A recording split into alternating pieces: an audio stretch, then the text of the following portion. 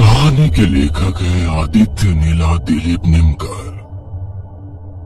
एक जमाना था जब यह इलाका शहर से काफी दूर था, पर अब वो शहर का सबसे महंगा इलाका बन चुका है। पिछले 4 साल में यहाँ बयानी बिल्डर ने बड़ा ही आलीशान कॉम्प्लेक्स बनाया है, जिसका नाम है बयानी ड्रीम्स टाउनशिप। शहर के बड़े से बड़े अमीरों के इस ड्रीम प्रोजेक्ट में बंगलो लेने की होड़ लगी थी। करोड़ों के भाव में बंगलो थे यहाँ, मानो मैंने यूरोप ही बनाया था। इस हाई एंड प्रॉपर्टी में 10 या 15 घर थे।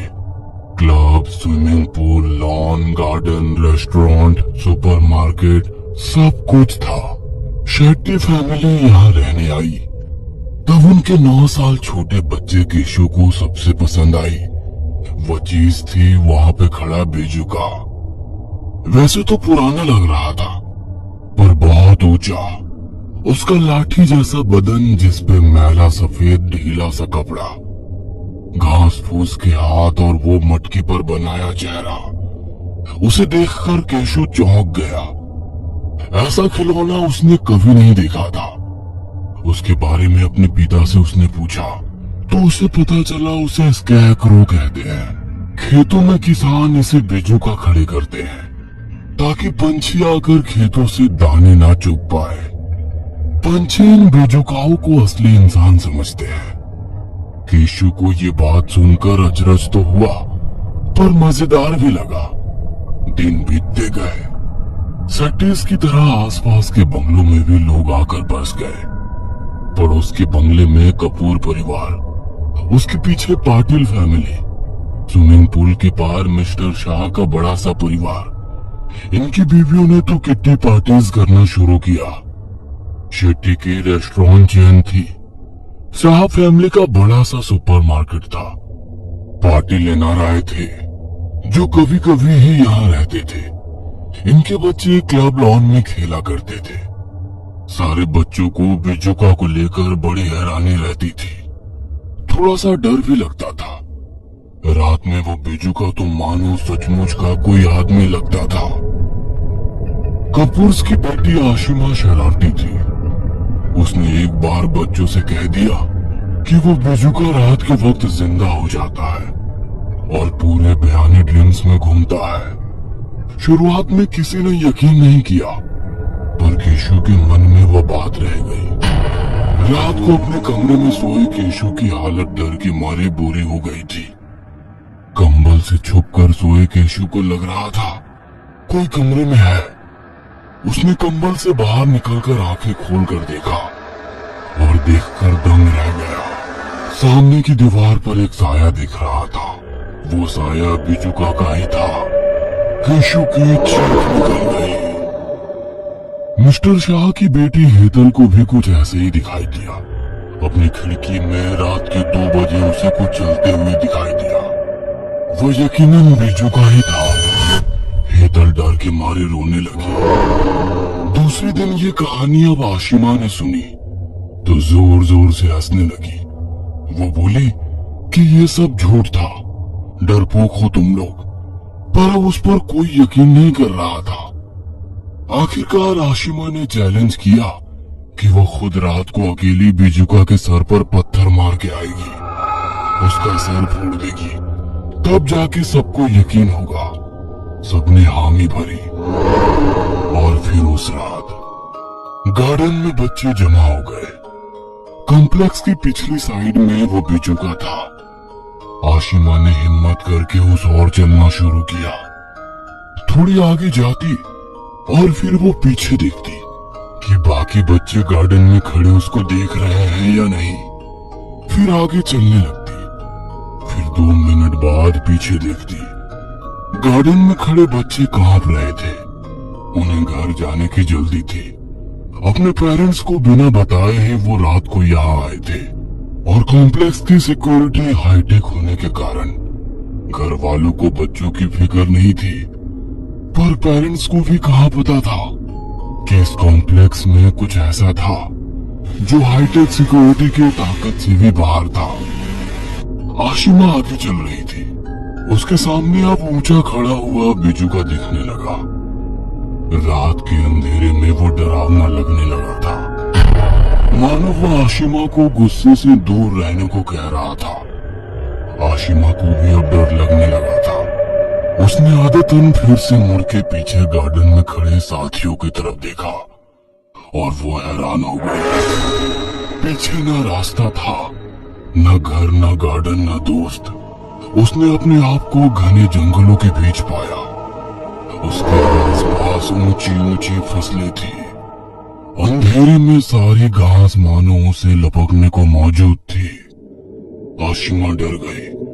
वह समझ नहीं पा रही थी कि वो कहाँ आ गई है। तभी उसके कानों पर आवाज पड़ी, चली जाओ यहाँ से, चली जाओ। कौन बोल रहा था? आसपास तो कोई नहीं था। आशिमा ने मुड़कर देखा तो आवाज बिजुका से आ रही थी। आशिमा के होश उड़ गए और वो वहीं पर बेहोश होकर गिर पड़ी।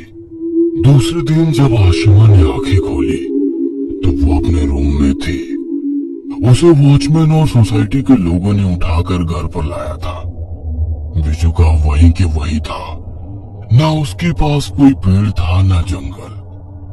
आशिमा के बात पर कोई विश्वास नहीं कर रहा था, पर आशिमा के जैसे ही एक्सपीरियंस बाकी लोगों को भी जल्द आने वाला था। फिर एक दिन सुपरमार्केट के गोडाउन में धान की गोनियां रखने के लिए एक ट्रक आया। शाह फैमिली के राकेश सुबह 4 बजे ट्रक से गोनियां उतार के गोडाउन में रखने का काम करवा रहे थे। काम खत्म होने के बाद वो अपने घर की तरफ निकल पड़े। घर ज्यादा दूर नहीं था, कॉम्प्लेक्स में ही था। सुबह के 5 बजे थे और रास्ते में कोई नहीं था। वो बिल्कुल अकेले थे। सुबह का समय होते हुए भी ऐसा लग रहा था जैसे रात हुई हो। दिन उगने की जगह आसपास घना अंधेरा छाने लगा। पैरों तले कंक्रीट की सड़क कीचड़ में बदल गई और उसके साथ कई लोगों की पैरों की आवाज सुनाई देने लगी। राकेश को बार बार ऐसा महसूस हो रहा था कि उनके आसपास काफी लोगों की भीड़ है। उसके पीछे कई सारे लोग चल रहे हैं। उन्होंने पलट कर देखा तो कोई नहीं था। फिर आगे देख के चलने लगे तो फिर वही भीड़ का एहसास होने लगा। राकेश डर के मारे भागने लगे तो पैरों की आवाज भी उसी रफ्तार से उसका पीछा करने लगी। राकेश को अपना घर सामने दिखने लगा तो वो और तेज घर की ओर दौड़ने लगे।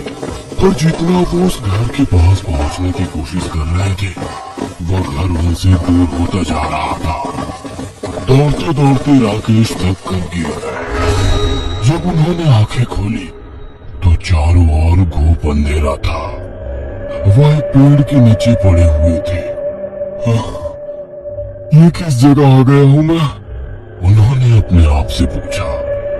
उन्होंने ऊपर पेड़ की तरफ देखा और उनके मुंह से चीख निकल गई। पेड़ की टहनियों पे पत्ते नहीं थे, बल्कि कई सारी लाशें लटक रही थी। वह लाशें राकेश की ओर देख रही थी। ऐसा लग रहा था कि वो लाशें कभी भी राकेश को अपने साथ पेड़ पे लटका देंगी। राकेश वो मंजर सह नहीं पाए और उन्होंने आंखें बंद कर ली। जब फिर से आंखें खोली तो उनके आसपास बहुत सारी धान की गोनियां पड़ी थी और ट्रक की आवाज आने लगी। राकेश ने उठकर देखा तो वो उसी ट्रक में थे जिसमें से उन्होंने धान की गोनियां निकलवाई थी। वो ट्रक कॉम्प्लेक्स से दूर जा रहा था। राकेश जोर जोर से चिल्लाने लगे, रुको रुको, ट्रक को रोको, ये क्या हो रहा है? मैं यहाँ कैसे आया? वो चिल्ला रहे थे पर उनकी आवाज सुनने को कोई था ही नहीं। शायद उनकी आवाज वो दीवार पर खड़ा कोई सुन रहा था, क्योंकि उसने राकेश की तरफ पलट कर देखा। वो कोई और नहीं था बल्कि बिजुका था। राकेश देख के दंग रह गए और बेहोश होकर गिर गए। आंखें खोली तो ट्रक के ड्राइवर और क्लीनर उनकी ओर ताज्जुब से देख रहे थे। अरे साहब, आप यहाँ ट्रक में कैसे आ गए? राकेश केवल हैरान होकर देख रहे थे। कोई जवाब नहीं था उनके पास। ड्राइवर ने उन्हें घर छोड़ दिया। फिर भी राकेश की आंखों के सामने पेड़ पे लटकी लाशें और पलट कर देखने वाला बिजू का बार बार नजर आ रहे थे।